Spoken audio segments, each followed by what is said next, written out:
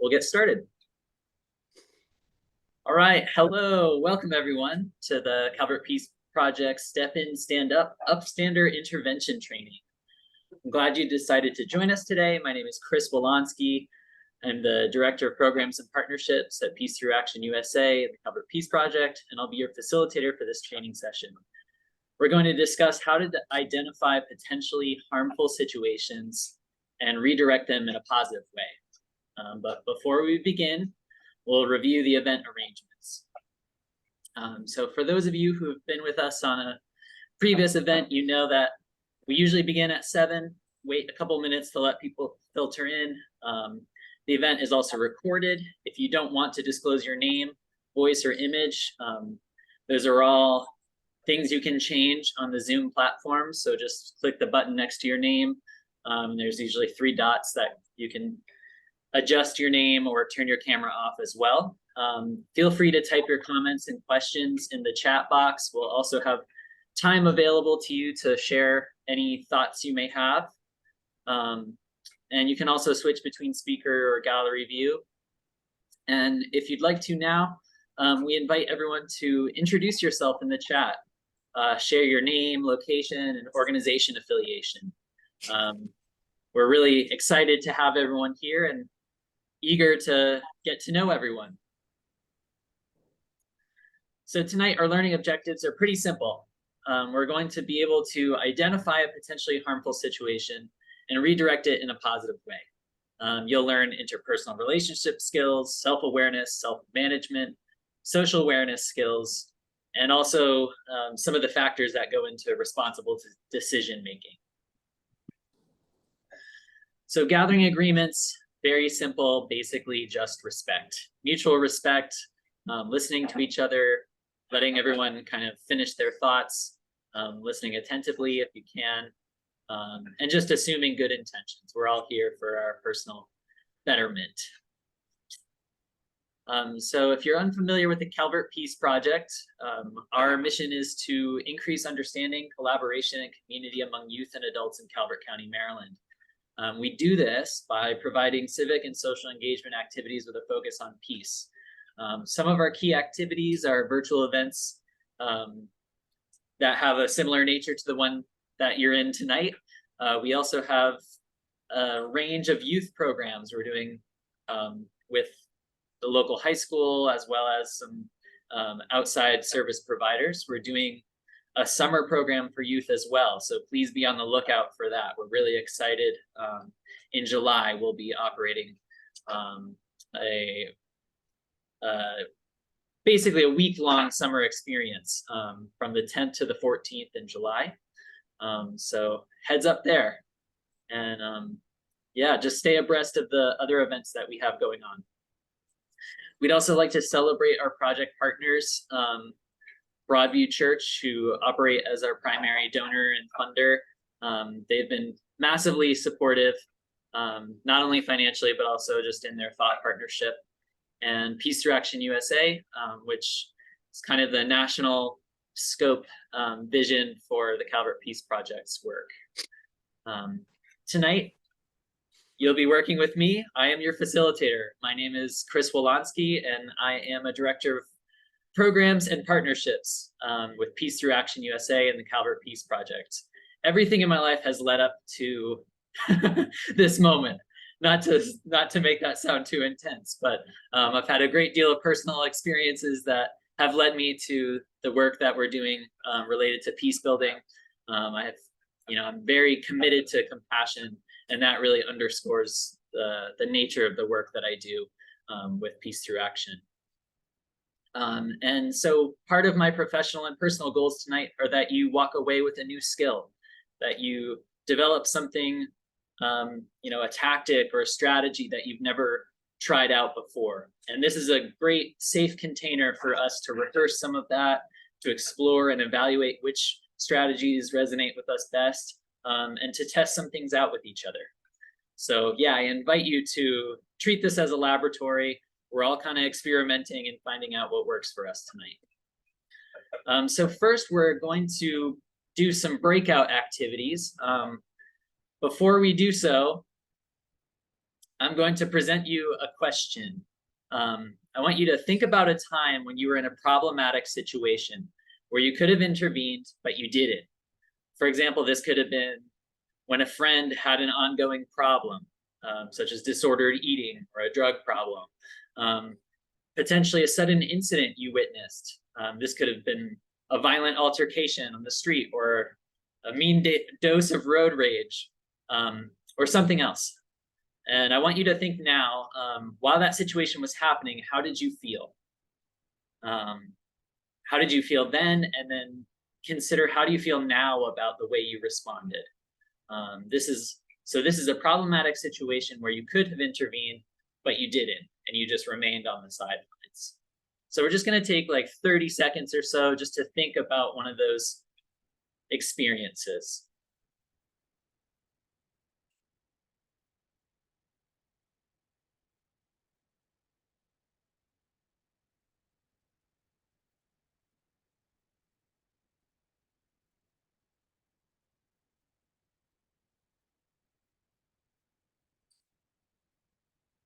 All right. I think since we're still waiting for everyone to filter through, I'm just going to open it up and see if anyone would like to share a time when they witnessed a problematic situation, but operated as a bystander rather than an upstander.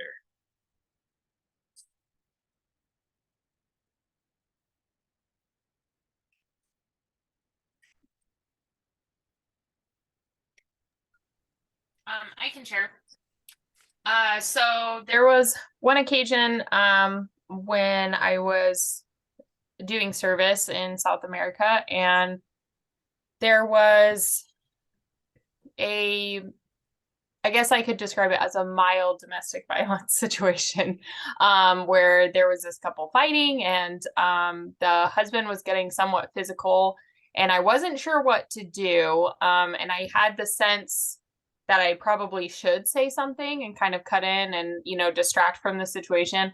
But I got nervous, honestly, about my language skills and speaking Spanish. And so I didn't intervene.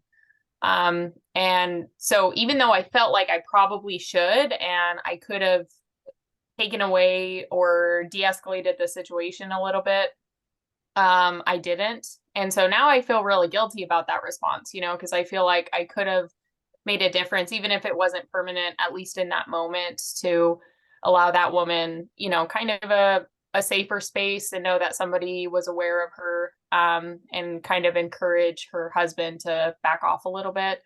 And so I wish I had this training beforehand, and had the courage to speak up.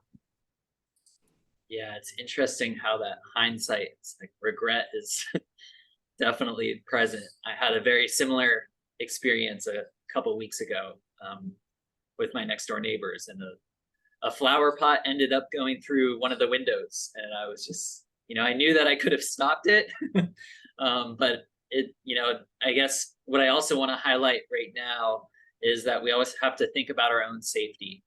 So in that case, Mary, where you had that language barrier, that actually could have operated as a safety concern for you if there were details that you weren't aware of. So, I just want to provide that note of caution, before we encourage each other and ourselves to always step in. There are times when maybe you're not the right person.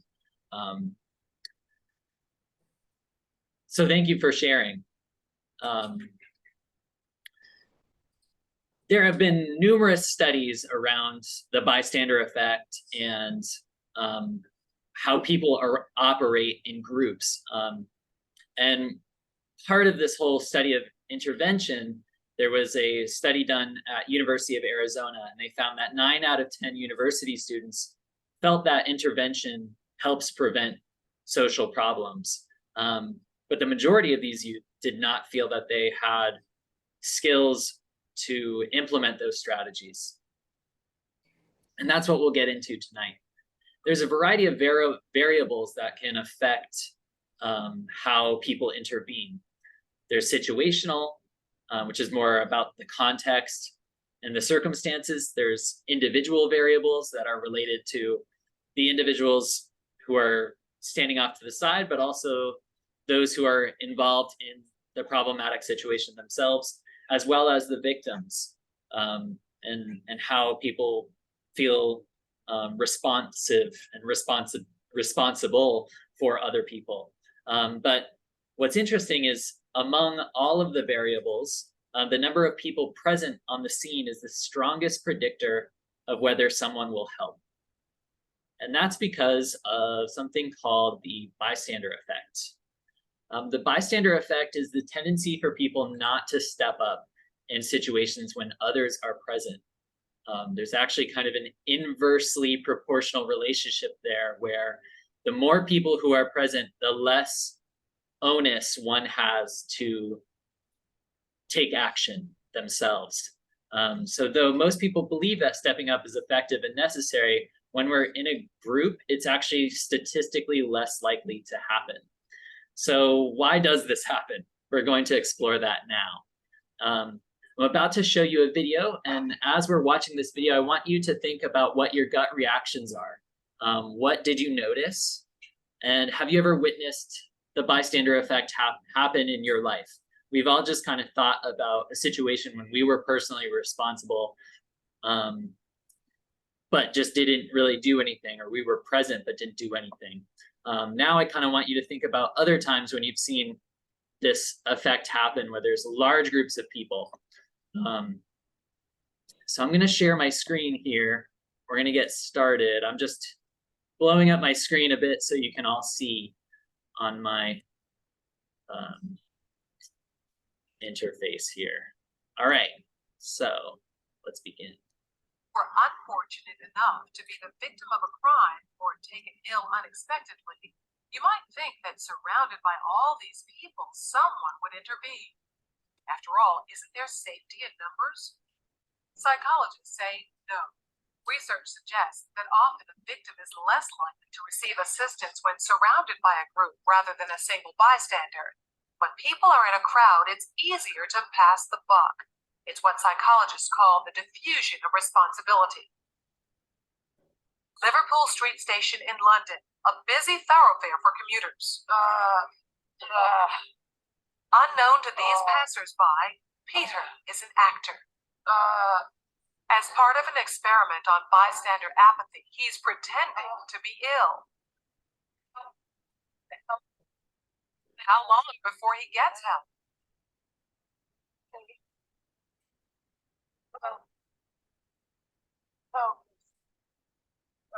Helping would be inconvenient or even risky. He lies there for more than 20 minutes and no one raises an eyebrow. Please, somebody help me. It's always very distressing to watch situations like this where people are obviously suffering and no one's actually helping them. But what we have here is two conflicting rules. One is the rule we ought to help, and the other is the rule that we ought to do what everybody else is doing. And here you have a group of, effectively, a group of strangers who are exerting the pressure not to intervene, not to help. And it's very difficult to rebel. Ruth, another actor, takes Peter's place. How long before she receives help?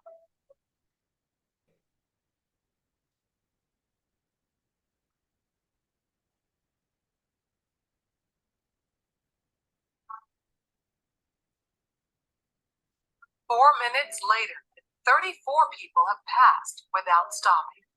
Well, people don't really want to know this time. Well, they have got the time, they just don't want to get involved. Unwittingly, these strangers have silently formed a temporary group with a rule: don't get involved. They're afraid to stand out from the crowd and won't take action if no one else does. This woman has clearly spotted Ruth, but she conforms to the rule and does nothing. Watch what happens, though, when someone else helps. What? You alright? Yes, thank you. Sure, you look a bit flaky, you alright? She suddenly finds herself in a different group with a new Ruth to help. Shut up. You alright, yeah. First I thought she was dead. Then I saw to check to see if she was breathing or not. And I looked around and I couldn't believe that no one had noticed it, because there was a bloke sat there just absorbed in reading a newspaper. This time, Peter's dressed as a respectable gentleman. Now that his dress is in keeping with those around him, how long before he's rescued? How are you today? I'm alright. 6 seconds. She even calls him sir, and suddenly everyone's a good Samaritan Why you're lying on the floor in the rain? because he's part of the right group. Everyone wants to help. It's been this position really ill. And nobody helped him walk him past, so just like to check that he was okay. I thought it was wet, so you must really be ill. He's in a ruined suit anyway.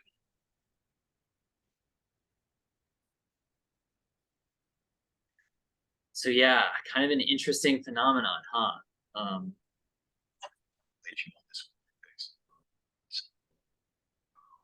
Right.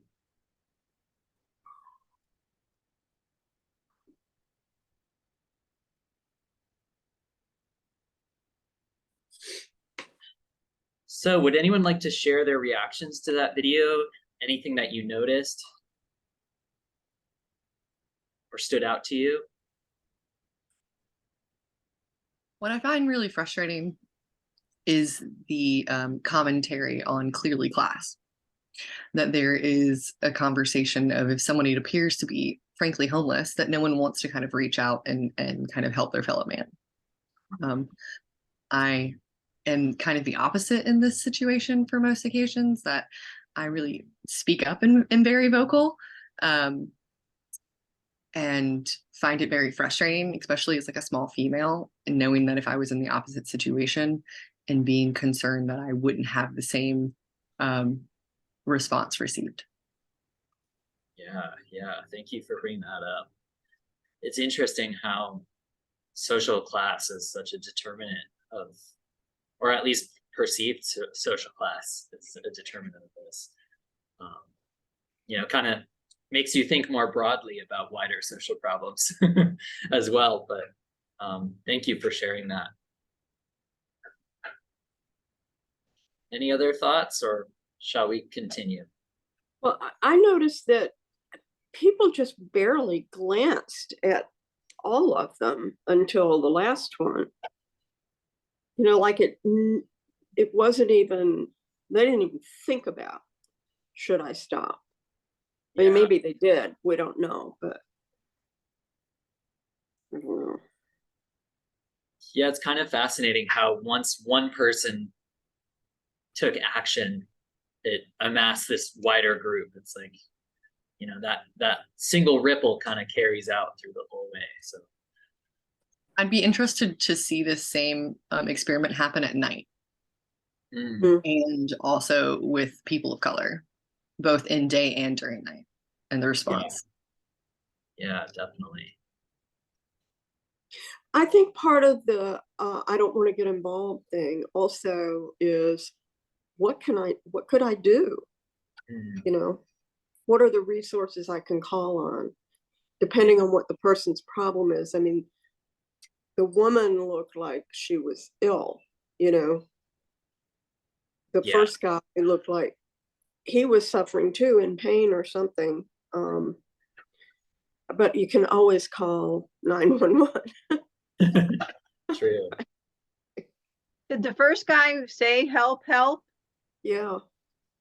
It's like, I was thinking, like, when is it a thing when somebody's laying on the ground in pain saying help, that you don't do something? Right. Yeah. Right.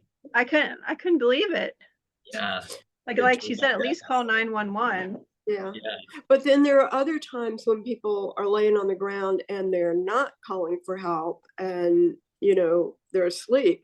I mean, I've walked around DC and seen lots of homeless people lying in doorways. I did call the what is it? The hotline. It's a hotline for when it's cold. What is that called? Because it was really cold out one morning and the guy was on the sidewalk with a blanket over him, but I didn't know whether he was going to be able to survive. But what is that? What is that helpline called? Hypothermia. Oh, yeah, hypothermia. But most of the time I wouldn't, because, well, yeah, for all the reasons we've said.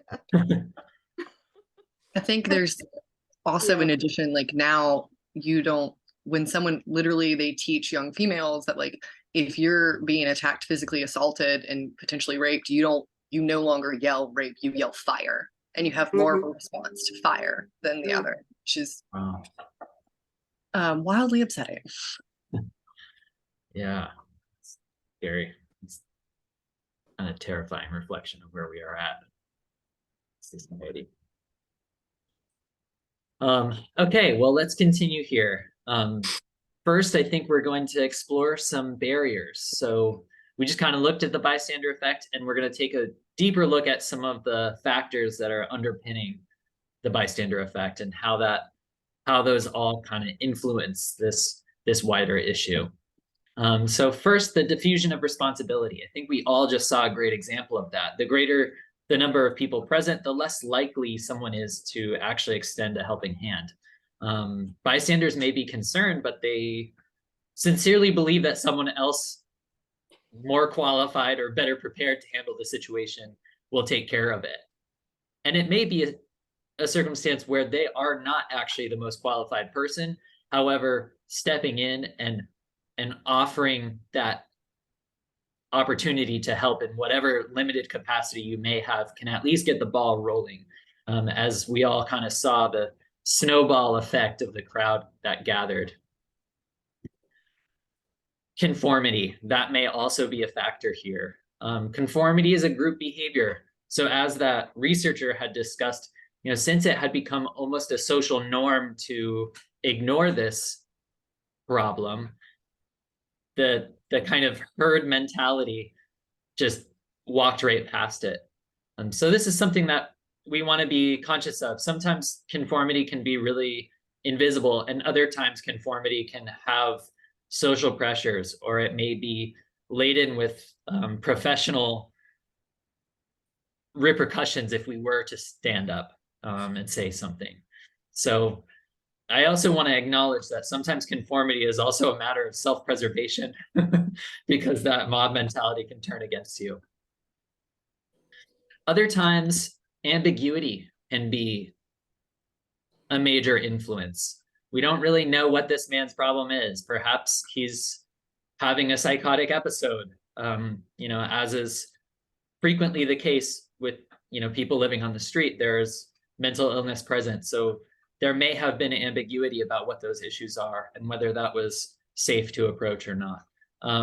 However, that also ambiguity goes both directions. It could be that that man was having a heart attack and could have died right there on the street. So it's something that, we have to lean into that ambiguity, and really the best suggestion that I can provide is asking questions.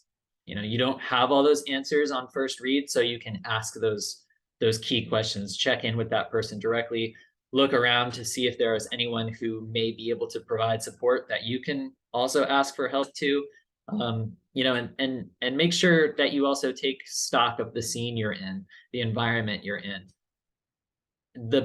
One of the better things about being in a crowded place, although that person was ignored more, it also provides a bit of a safety net for the person who does intervene, because that can be witnessed by other people. Again, obedience to authority. People will take actions that are against their belief systems if they're told to do it by a person in authority. Obviously, we didn't just see that now, but that's something that can frequently happen when you have authority figures on campus, or teacher said so. I mean, we see this sometimes in our households, where there's this kind of glazing over happening, starting at home. Willful neglect. There are just times when people would rather completely ignore it. And I want to make note that this is not the same phenomenon as when someone witnesses a problem but fails to act because they don't know what to do, or they're frozen in the moment, or they're unwilling to get involved due to a previous bad experience. Willful neglect is kind of more that thing of, I just got too much going on today. That kind of like, sometimes, I don't know if this is, the Heisman Trophy, where someone is kind of like, the guy's like reaching his hands out to block. like that football trophy. I feel that people often energetically have that approach, and you can see that in different parts of the country at greater degrees. um, and then lastly, social and cultural identifiers, which is something that I think Caroline brought up as a really important factor. This was a white male asking for help. So what would that look like if it were someone with limited language ability, or that a person of color, or the gender were different? How would that play out? And these may also influence some of those undercurrents of biases that people have to intervene. And it may also be something where people feel less inclined. I know as a man, I feel sometimes less inclined to approach children. So if a child were asking for help, I'd be like, kind of not yeah, that's a bit of a problem for me, actually, if this goes a certain way.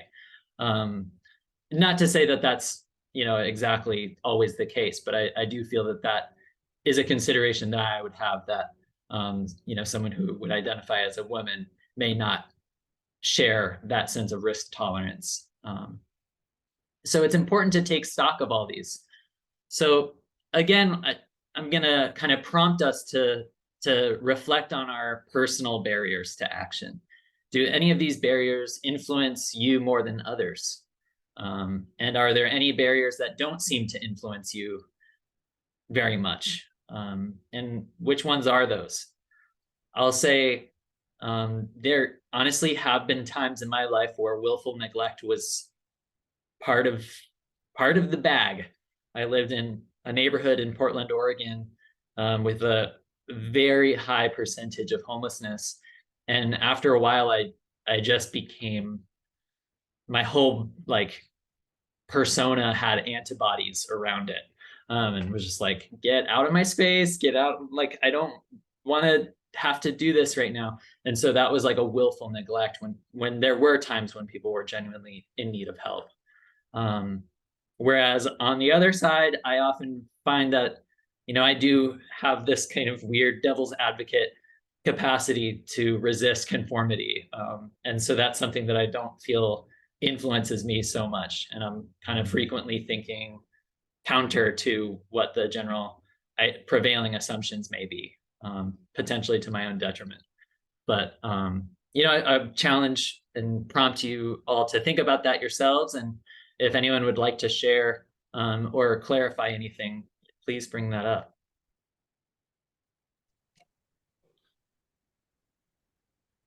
Are any of these barriers more significant to you than others? I think for me, the ambiguity is a big one, but of course I can't know what the problem is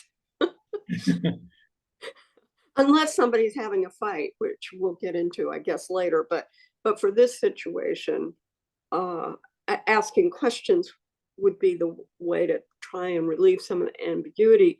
The other thing for me would be the size and age of the person.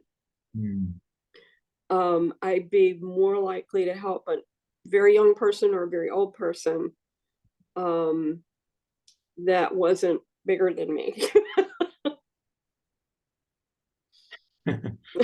Yeah, that makes total sense. Yeah, I was gonna say, as much as I hate to say it out loud, the social and cultural identifiers may be a barrier for me. Mainly for the same reasons that Kathy said, because if it's a man and he's bigger than me and I'm not sure what's going on, so maybe a little bit of ambiguity as well. But if they seem upset, I'm a lot more hesitant to get involved than if it were a woman, probably of any age, or a child, because I'm like, okay, we're kind of on the same level. I have children, so I know how to talk to them. But if it's a man, especially if they're bigger than me, that makes me nervous. And so I'm not willing to get involved in case it is something that could turn negative against me. Right. Yeah, I agree. A big man would be less likely to get me to stop than a big woman.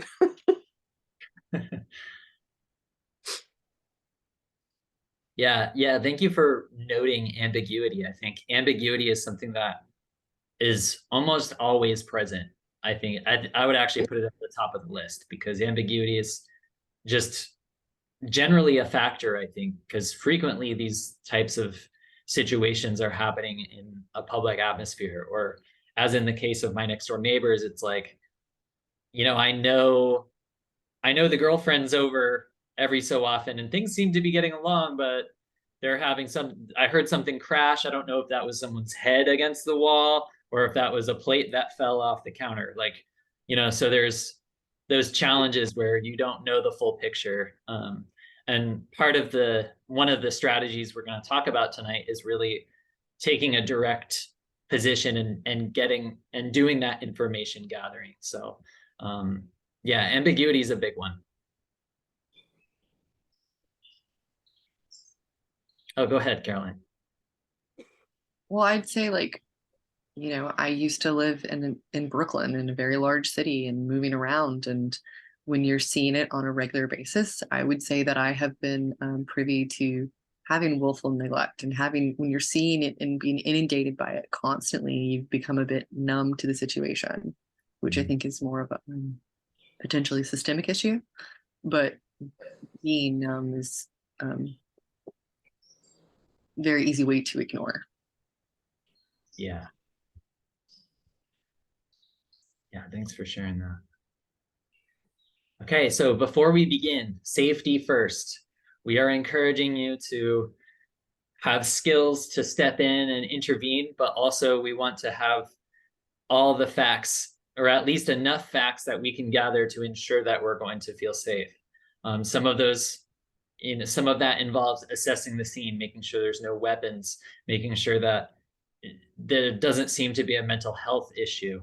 A lot of the times that I felt in Portland with that willful neglect was I was so kind of used to, when I had first moved there, taking that question on and providing help, only to realize that there was like mental health issues that were way beyond my capacity.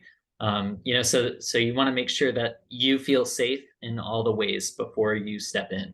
And sometimes that may not be 100%, but we all have to audit that for ourselves, and balance the pros and cons. There are times when it's obvious that there's a victim and an oppressor, and then there's other times where it's a little bit slipperier, and it's important to gather that information, which we'll get into now.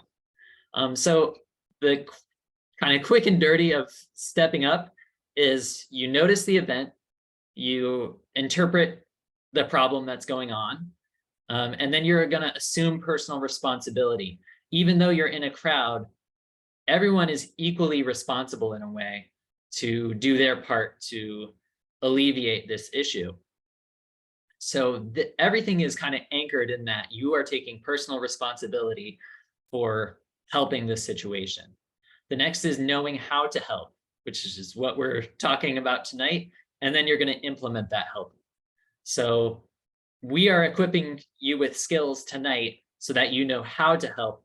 And the task for you is when you leave here in the future to implement that help in your life. So now we're going to watch another film. This is a really great video. I absolutely love this this film here. Or this video here. So I'm going to get us going and pull this up.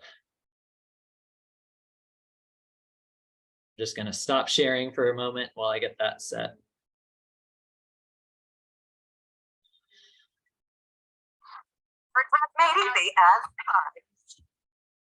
Okay.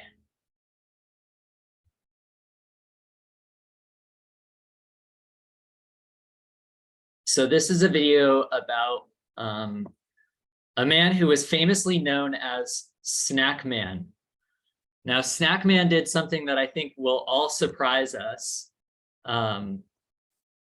He stood up in a way that may not feel like what we're used to when we think of stepping up. And I'll show you now here. So we're gonna see Snackman's story.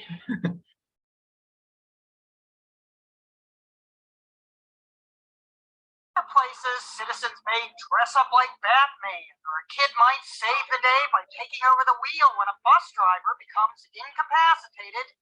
But in New York City, we have Snackman. That's right, Snackman to the rescue. Man breaks up subway fight by fearlessly eating potato chips.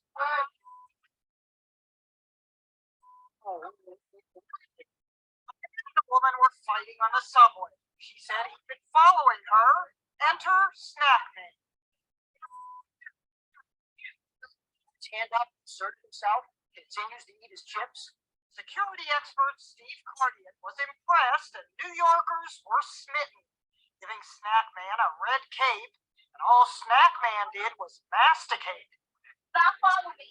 He changed the context, he changed the dynamic, and he de-escalated the incident. Steve Cardian says most people don't really want to fight. They have an excuse to disengage. It's like kind of the kid that, come on, I'm going to beat you up, Johnny, come home. Oh, I would have beat you up if my mother didn't call me. The only thing he says Snackman did wrong was to leave himself vulnerable by completely turning his back to the guy. New Yorkers appreciate a cool cucumber, like the man with the book who refused to be drawn into a fight after he accidentally bumped a guy. But you right there. I made him up right there. Thank you. Thank you for coming. So look at me in my Sonny, no. Remember that thing. You ain't gonna never write that. Write that. Exact. But Snackman was so cool, one fan posted, that guy for president. His potato chip plan will bring peace to the Middle East. Soon the speculation turned to which Snackman was snacking on. It's Doritos! It's Pringles! The Chip Crusader! The website NYU Local tracked down Snackman and identified him as Charles Saunders.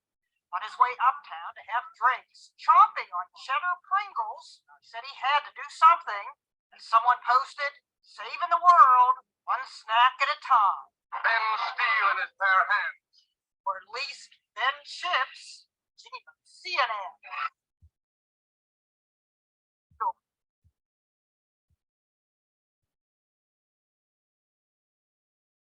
Okay, so did anything about this surprise you?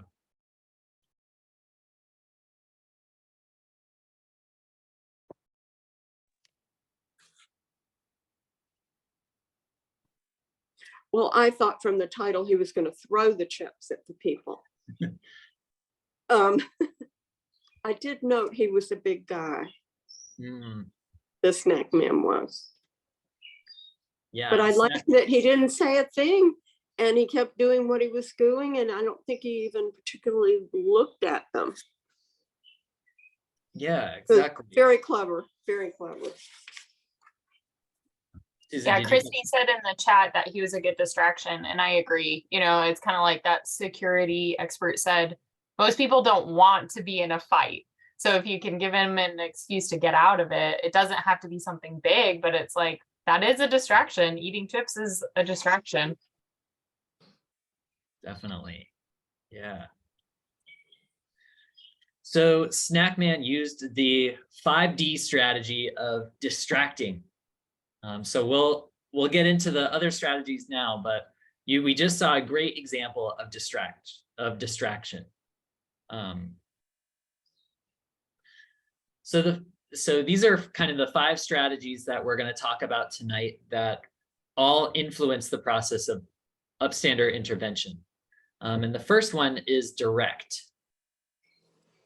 So when you're direct, you're assessing your safety first, and then you're going to speak up about the harassment. You're going to be firm and clear. For example, you could say, that's inappropriate. Leave them alone.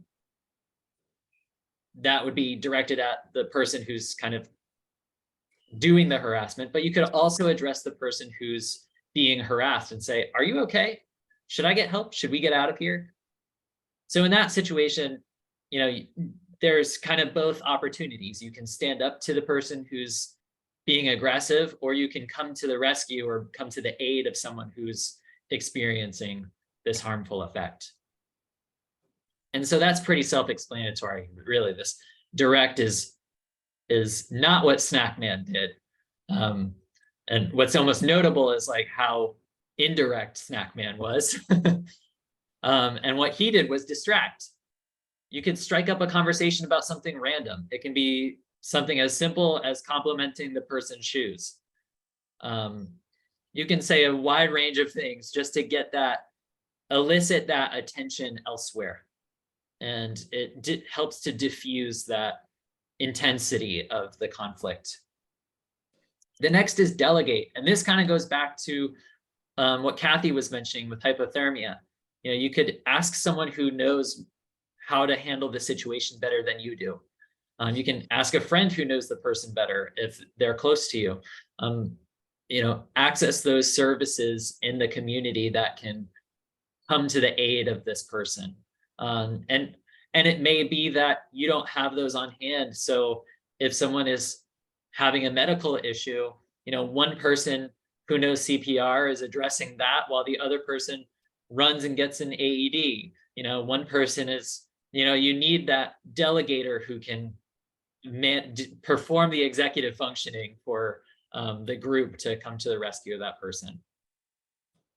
Next would be delay. And I might argue that Snack Man did a little bit of this too, because it's a subway. Eventually someone's going to have to get off. You know, we know this, someone's stop may be coming up. And if we can just delay that for as long as possible, then the situation may be diffused afterwards. So we're checking on the people afterwards as well.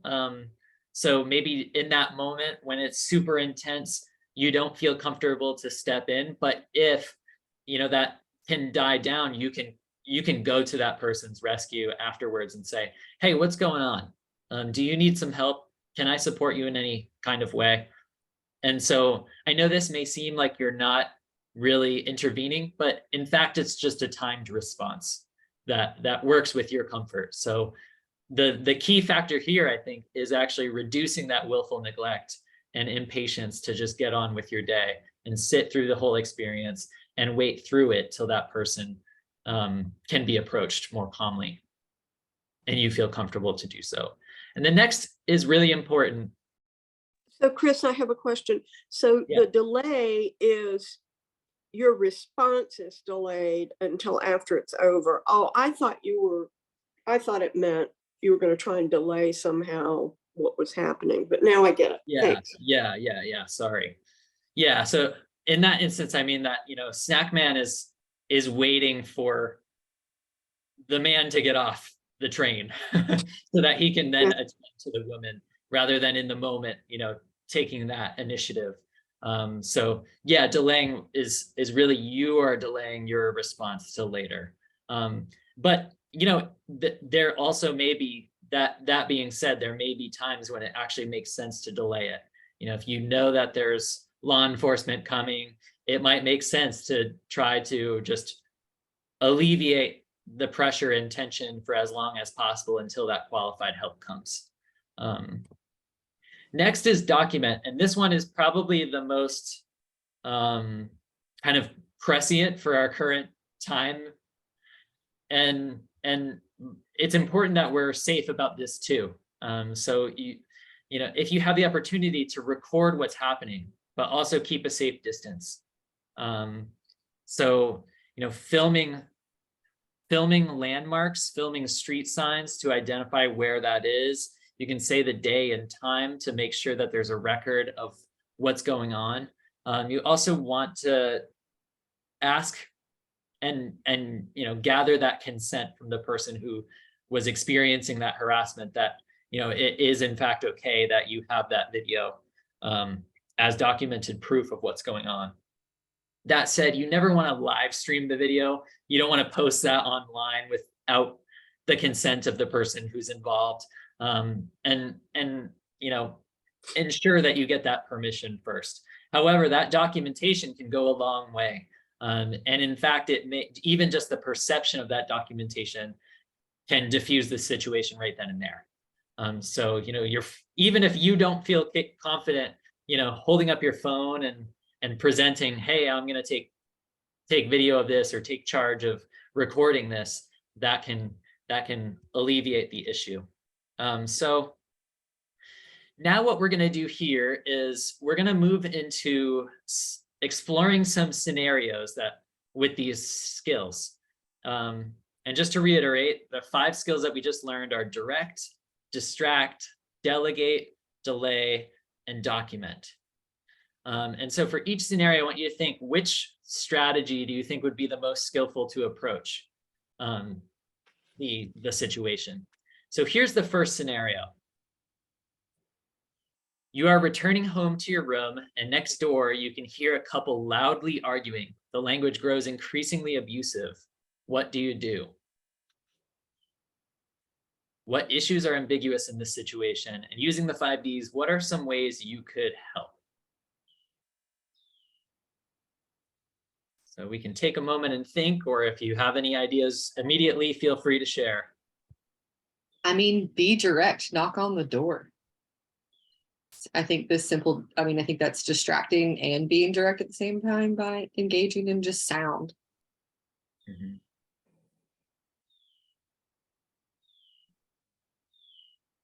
Boy, I don't think very many people would do that, though. I guess that's why we're doing this training. Yes, yes. This actually happened to me when I lived in a condo, and I shared a wall with it was a couple, and they were loud a lot, but one night it sounded like it was getting violent, and so we called the police. They came over and diffused it, and then the woman got out of the house. Yeah. How did you go about diffusing that? I'm just curious. We didn't go over there. Oh, okay. We just called the police. Oh, got it. Okay, so in that case, you delegated, which is great. Yeah. You know, and sometimes it calls for that. That actually also happened to me, and I documented it. I like video recorded what I was hearing, and then when I called the police, and they said when the couple said that, oh, it was just a video game or whatever, the police had already listened to the video recording, so they were able to address like specific issues. And then they were kind of like what happened with Susan. They were able to get the woman out of the situation, and we never saw her again. So I hope she's doing well, but she was able to get out of a bad situation. Isn't another thing that could be done is after I fail to be direct,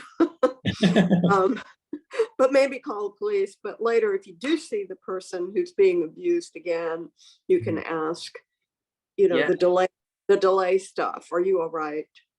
You're wonderful. Thank you for sharing that. Yeah, thank you for sharing that, Kathy, because it's interesting. I feel like it's important for us to remember that even if this isn't something that comes right up to your mind as it's happening, you still have opportunities to have this timed response throughout the whole kind of life cycle of an altercation.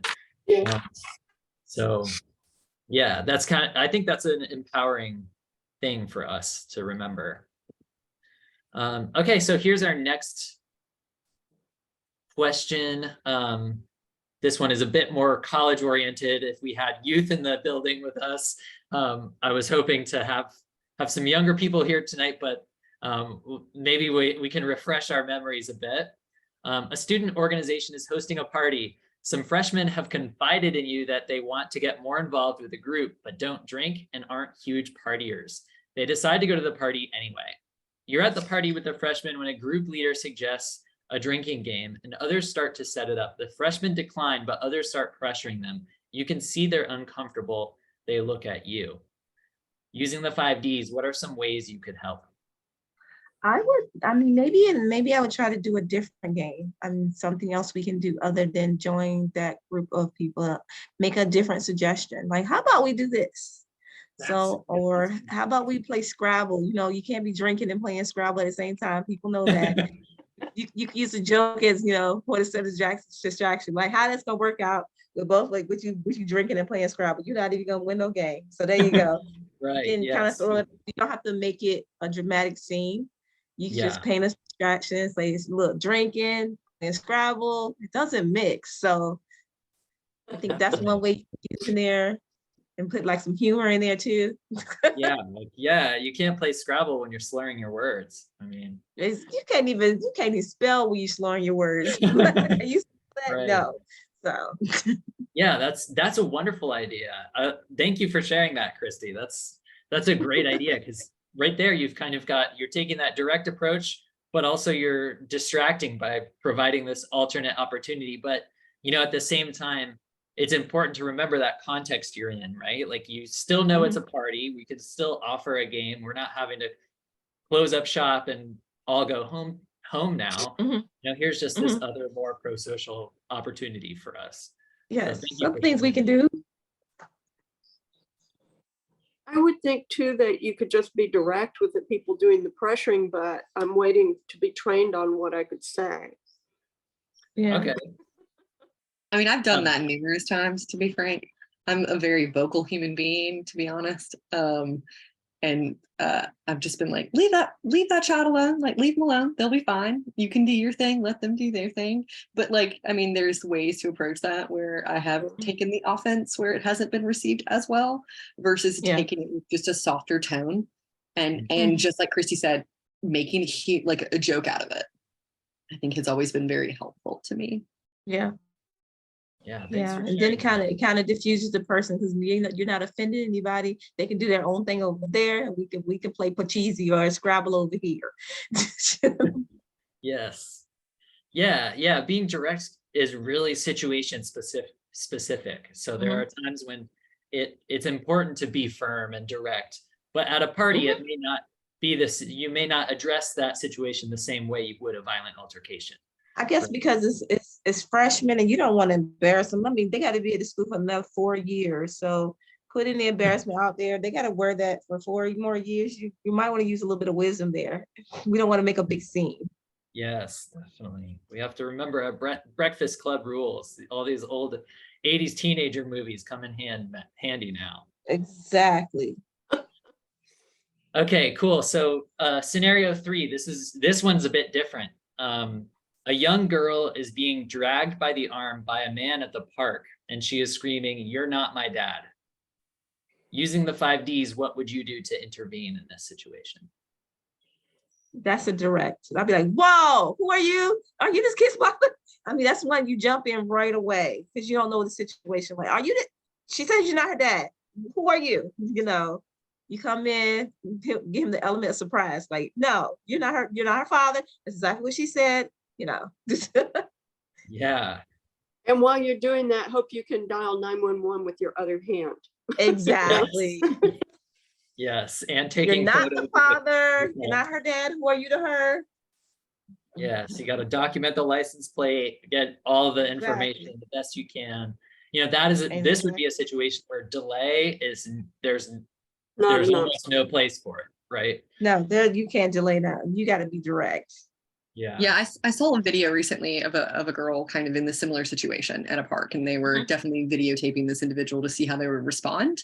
And what I liked about this person, she didn't say anything. She just scooped the girl up and walked away for a second and asked her a question. It was like, "Hey, are you okay? Yeah. What do you have going on?" And it was very obvious. Well, in this situation, it was a girl walking and looking distracted, and someone tried to grab her hand, and the other female, the adult female, was like, looked and noticed immediately, grabbed her by the hand, was like, "Hey, come talk to me for just a second. Everything okay? Like, what's going on?" But I couldn't agree more. Like, very direct. And I would even say, like, physical, like putting my hand on this individual, like, "Hey, what's going on? How are you?" And comforting them at the same time, so they don't feel pulled in multiple directions. Yeah. And you want to be loud enough that I think you at least bring attention to the situation, especially if you got other people around.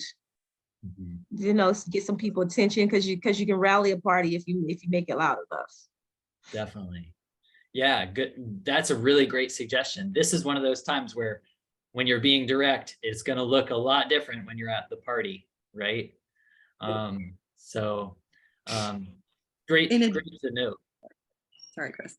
And a different way. I was at a large musical event, and a girl was clearly very intoxicated and was falling over herself, but was completely by herself as well. And myself and a friend of mine walked by her, and like, she couldn't stand up, she could barely sit up, you know, and couldn't find her friends, nor could she really articulate what was happening.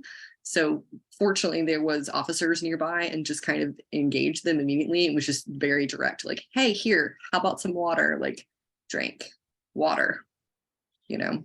But it is scary. Those situations, I think, can be intimidating, because next thing you know, you're liable for what potentially happens. So I think documentation in that would be helpful. And I guess I don't know if you really can say documentations in terms of in this situation addressing authority. I guess that's delegation. Anyways. Yeah, and ambiguities involved too. It's like, you're not my dad. Well, am I your grumpy uncle? Like, you know, you don't fully know the whole picture sometimes. So, you know, but also not letting that ambiguity rule the situation, because really, if that's becoming a barrier for you, and this is a situation, in fact, where it requires someone to intervene, and you didn't help because you just thought she's being a brat to her stepdad, that's, you know, that's a really big missed opportunity. So we're going to go through. Oh, sorry. I was just going to say, in the worst, I mean, a parent of a kid is never going to be upset with you double checking. You know, like, that's happened to my husband. Like, we have a 3-year-old, and she'll be screaming, and, you know, she'll be like, I don't want to go. Don't make me go, whatever, you know. And there's been people who are like, hey, like, is this your kid? You know, kind of checking him out. And of course, you know, he's never offended. He's like, yeah, thanks for checking up on my daughter. I'm glad to know she would say it, but this is my kid. She's just kind of being a brat right now, you know? And so it's like, it's fine. They're not going to be upset with you if you're double checking. Yeah, definitely. Yeah. Thanks for sharing that perspective from a mother. All right, great. So this is scenario number 4. I know we're kind of reaching our time. I just want to acknowledge that. So if you really had only budgeted for staying here till 8, you know, we are grateful for you being here, but we just have a couple more and then we'll close out. But you know, if everyone's willing to kind of see it through, then we're going to run through these next couple scenarios here. So scenario 4. Oh, sorry, go ahead. I said, I'm here. Look, Okay. hey. Great. Thanks, Christy. Happy to have you here. So yeah, scenario 4, your group of friends is making jokes about each other that are actually very hurtful. As each joke is being told, they become increasingly more damaging until 2 of your friends begin to argue. Using the 5 Ds, what would you do to intervene? And this is something we've probably all seen before. I would use direct, like, I would acknowledge that their jokes were hurtful, and they are sensitive that they can hurt other people's feelings. I would just have to directly ask to tell them that. I wouldn't use delay or delegate anything or distraction. It just, you have to be upfront with people, especially because they may not have the same empathy as others. Yeah, definitely. Taking that direct approach is So what would you say? That's hurtful? Stop, or let's do something else, or? I would first by saying, do you understand how these jokes can be hurtful or harmful? I would let them know. And just, you know, gauge whether they understand that they can be hurtful and harmful. One thing, teaching, because you can use it as a teachable moment to teach other people empathy or a concern or have compassion for other people. I will use it, one, as a teachable moment, and I'll also use it as a moment to acknowledge, to have them acknowledge that they understand that it's hurtful, or they can be offensive to other people. Yeah. The other thing it seems to me going on is they begin to argue. So now you got 2 people, you know, going at each other, apparently. So it's a little more than just what it might have been if you stepped in 5 minutes earlier to stop it. You know, it's escalated a bit. Yeah. So I think what's important to note is that you have to like be able to take that risk and to say, hey, here's what's going on, knowing that it could escalate, and that getting ahead of it may be better served than avoiding it. But it is a risky maneuver. It just is inherently, of like what you're willing to tolerate and participate in as well. But I think getting ahead of it may be better off than not.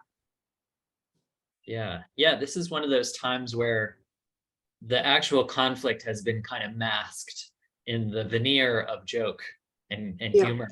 And so it's really hard to pierce through that sometimes and really kind of directly address, hey, that joke felt a little wonky to me, that might be one of those opportunities where when everyone taking that direct approach, you may approach it a little bit more diagonally too, where people are all laughing and you're like, I don't know about that one, so you've broken that kind of conformity layer.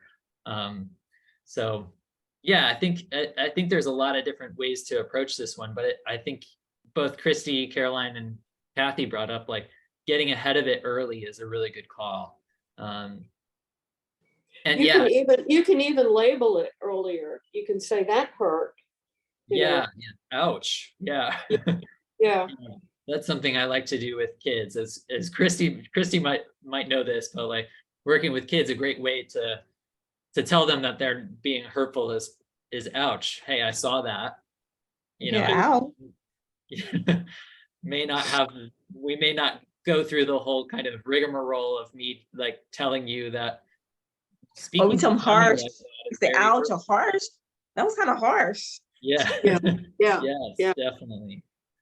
Yeah, great. Okay, so here's kind of the last one. Scenario 5. This goes out to our poor librarians in the audience. You're at the library when you see a woman yelling at the librarian about her late charges. You're next in line, but see the librarian begin to cry. Using the 5 Ds, what would you do to intervene?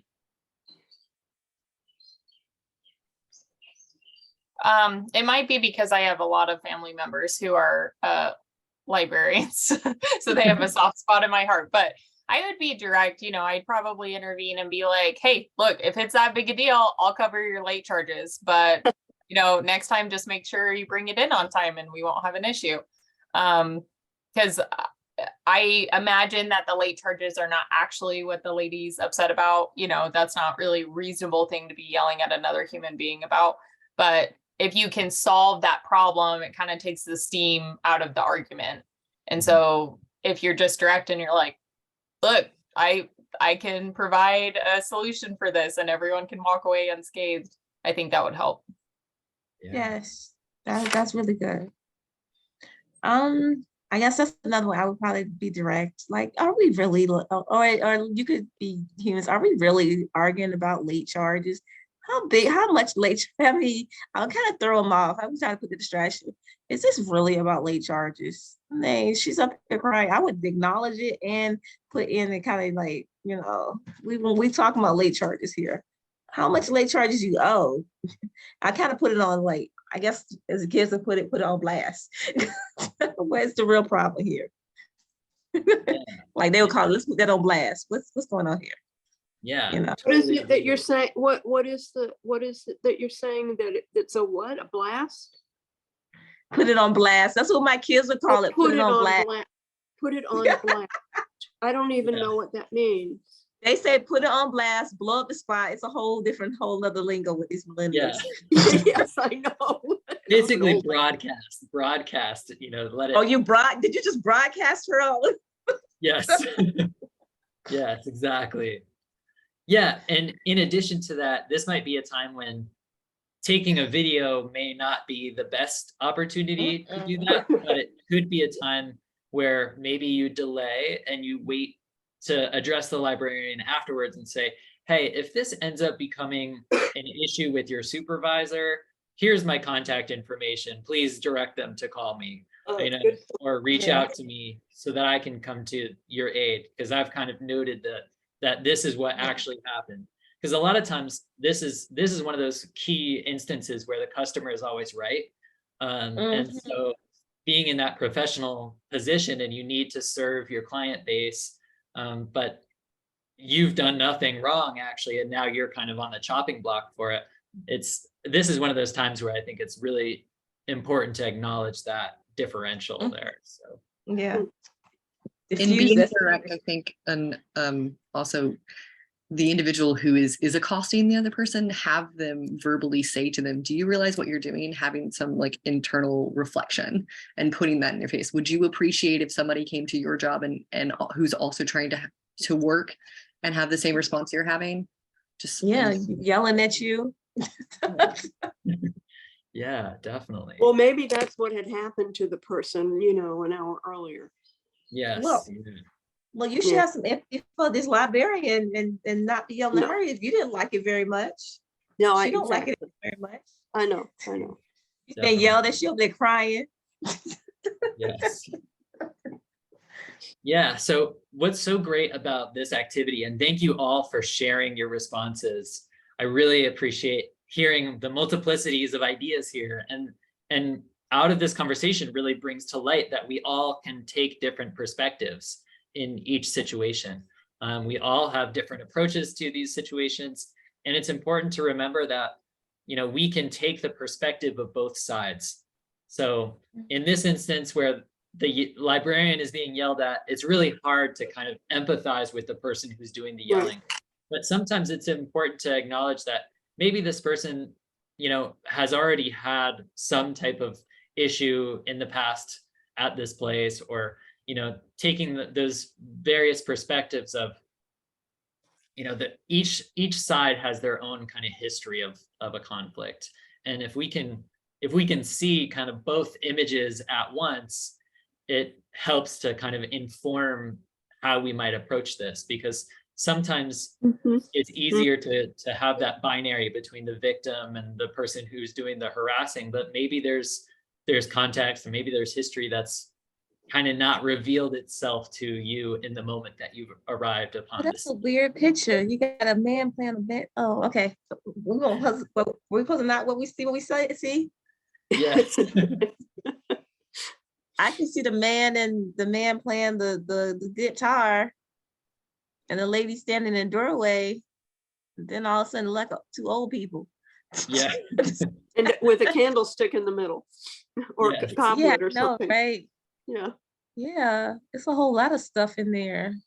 Yeah, and situations are like that, right? Like there's all different layers to it. So it's Yeah. just important to remember that.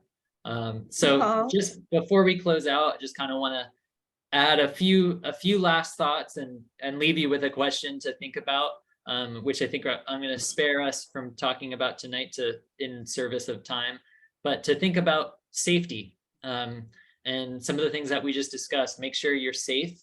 The earlier, the better in a situation, so that once it's reached a fever pitch or escalated, it's much harder to get in there and effectively fix something. So meanwhile, be effective. As we talked about, you know, when the girl is being dragged by the arm by a guy she says is not her dad, delaying is not the strategy. So you have to kind of use those skills that we practice tonight to evaluate and determine which strategy is going to be the most effective in this situation. And meanwhile, kind of going back to that perspective taking, being kind about it, right? Both people in this situation may have had their own challenges, and you know that led to this conflict. So as we kind of say goodbye to each other tonight, I want you to think about what you can do in a situation where it feels unsafe. And I'll give a few thoughts to that. Reach out to people who are in service to your community, who are authority figures, who are potentially administrators at a school or administrators at your service provider, or, you know, a police officer if the situation calls for that, or a mental health line if the situation calls for that. You know, it's important to remember that all of these services are in service of our community. So, you know, don't feel hesitation to call upon support if you feel that you're unable to be an effective ally to help this conflict. Can I say one more thing? Yes, most definitely.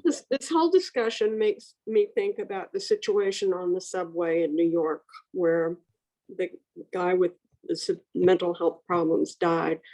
And I just now I'm going to think about it in terms of what the things we talked about, both when the situation arose and then while he's being held down and there's so many people around.